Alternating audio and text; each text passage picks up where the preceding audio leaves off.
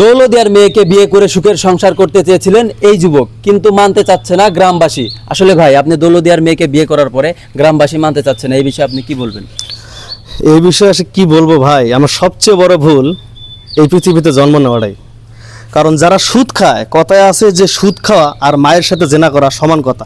সেই সুদখোর ব্যক্তি মসজিদের সামনের কাতারে জায়গা পায়, আর আমি একটা পতিতলার মেয়েকে বিয়ে করে তাকে ভালো পথে নিয়ে এসেছি বা আনার চেষ্টা করতেছি, আমাকে মসজিদে নামাজ পড়তে দেয় না, আমাকে এক ঘরে করে দেবো ভাই।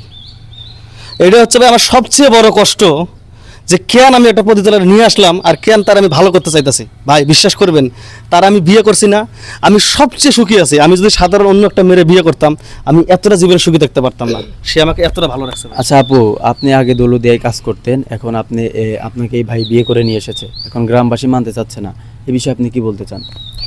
আসলে ভাইয়া, আমরা জন্মগত কেউ খারাপ হই না, হয়তো কোনো পরিস্থিতির কারণে কিংবা আমাদের যে পেট, এই পেট বাঁচানোর জন্যই আমরা কিন্তু এই পথে নামি। হয়তো একটা বাসা বাড়ি কাজে গেলে আমরা মেয়েরা এই নির্যাতনের শিকার হই, আনাচে কোনাচে অনেক জায়গায় চাকরি নিতে গেলে এখন বর্তমান যুগটাই খারাপ। আত্মহত্যা নাকি মহাপাপ, এই আত্মহত্যা নামক মহাপাপটা না করে আমরা এই পথে নামি পরিস্থিতির কারণে।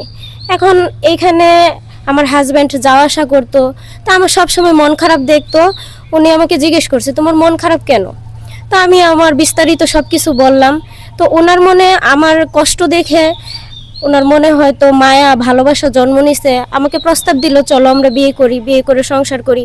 এখন আমিও ভাবলাম যে এই জগৎটা তো খারাপ, আমি যেহেতু একটা ভালো প্রস্তাব পাইছি, সেহেতু আমি ওকে অনেক ভালোবাসি, আমিও এই পথটা থেকে বের হয়ে যায় সংসার করি।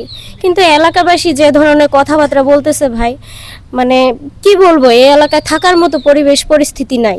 আসলে আপু, আপনি তো আগে দৌলতদিয়ায় কাজ করতেন, ওইখানে অনেক ছেলে মানুষ আসতো আপনার কাছে, এখন আপনি ওনাকে বিয়ে করেছেন, এখন ওইখানে আবার চলে যাবেন নাকি আপনার স্বামী সংসারই করবেন? না ভাই, আমি যেহেতু ওনাকে ভালোবেসে আসছি, আমি কখনো ওনাকে ছেড়ে যাব না, জীবনের মৃত্যু পর্যন্ত আমি ওনার সাথে থাকবো।